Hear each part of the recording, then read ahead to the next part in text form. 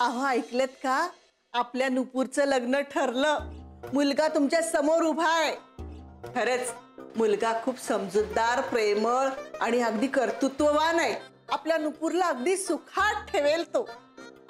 फक्त तुमचा आशीर्वाद दोघांच्या पाठीशी असू देत, म्हणजे दोघांचा संसार अगदी सुखाचा होईल.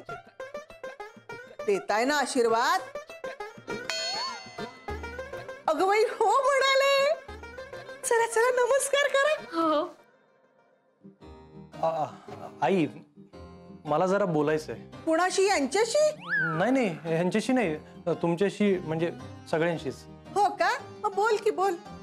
नुपूरनी माझ्याशी लग्न करण्याआधी विचार करावा असं मला वाटतं. पण मी आधीच विचार केलाय. मला आवडेल तुमच्या बरोबर आणि पिंकी बरोबर संसार करायला. बघ, तिची काही हरकत नाहीये. मला सांग, तुला आमची नुपूर पसंत नाहीये का?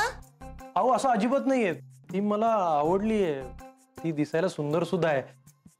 अहो पण माझ्याकडे बघा ना, मी 35शी ओलांडलीये आणि ती इतकी तरुण आहे म्हणून मी बोलतोय. पुरुषाचं वय पाहायचं नसतं, कर्तृत्व पाहायचं असतं. आई आता कसं सांगू मी तुम्हाला, मला कसं तरीच होत आहे. पण तुम्हाला का कसं तरी होतंय? मला आवडलात तुम्ही खरंच. अगं नुपूर, तू स्वतःकडे बघ. तुला माझ्यापेक्षा कितीतरी जास्त पटीनं चांगला नवरा मिळेल.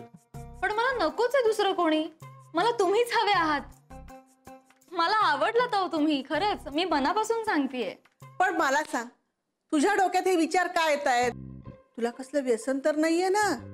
अहो नाही आई. संसार करायची आवड आहे ना? हो. आमच्या नुपूरची जबाबदारी घेण्याची हिम्मत आहे ना? हो मग. पण नाही आणि भिण नाही. अरे कशाला घाबरतोस? आम्ही सगळे आहोत ना तुझ्या बरोबर. खरं तर तू खुश व्हायला हवंस. आमच्या नुपूर सारखी सुंदर आणि समजूतदार मुलगी तुझी बायको होणार आहे. हे बघ, तुझ्या डोक्यात जे काही विचार आलेत ना, ते सगळे काढून टाक बघू आधी. आणि आधी यांना नमस्कार करा. चला.